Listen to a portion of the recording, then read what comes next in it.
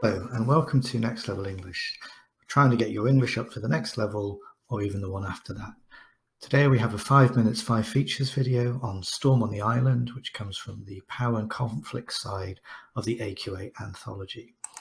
By 5 features, what do I mean? Well, we're going to be looking at language, structure, form, meaning and context. And actually meaning will often be implicit, so there won't be a separate section on meaning. Whenever we talk about language, structure, form and context, we should be tying that to the question and our understanding of the meaning of the poem. So that's kind of implicit whenever we're responding to these three here. So hopefully you'll be able to see that. And these are all just prompts. They're just ideas to help you unlock the poem. Bear in mind that AQA examiners are far more interested in your ideas, your personal response to this poem, than in mine, but hopefully you can maybe take these ideas and build on them with your own interpretations. Okay, so let's get started.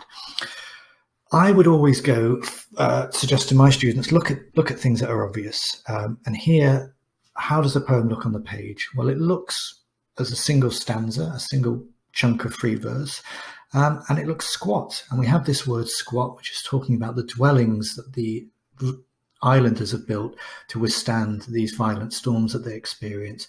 So in a way, the poem itself on the page is a representation of the squat dwellings that the man has built to kind of combat nature as a defensive reaction against nature. So that's quite an interesting point to make. Structure. Well, by structure, we mean the sequencing of the poem. What happens at the start? How does it develop? And what happens at the end?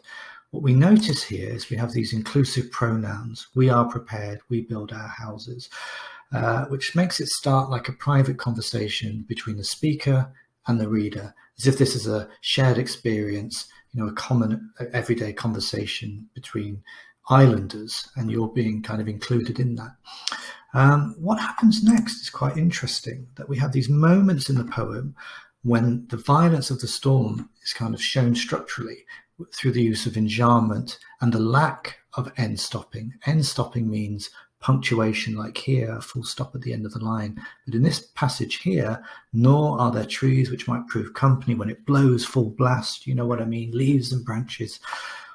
Relentless, unstoppable violence of the storm is kind of being shown structurally through the use of enjambment and the withholding of end stopping. Finally, we get to the ending, which seems to kind of pull the rug.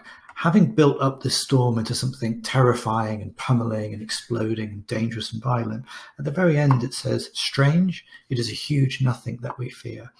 So we have this kind of metaphor, imagery, which seems to undermine all of that. And of course, that's probably because our imagination has made this storm worse than it really is. So there's something, again, talking about nature and how man's imagination kind of changes nature into something monstrous and violent. Okay, let's build on that with some language.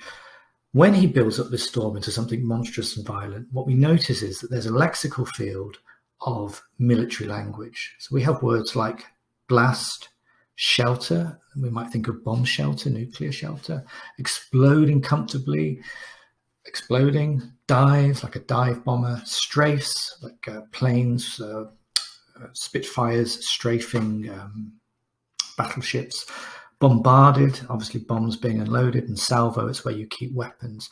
All of these lexical field suggests that there is maybe a link between natural violence, the violence of the storm, and human violence.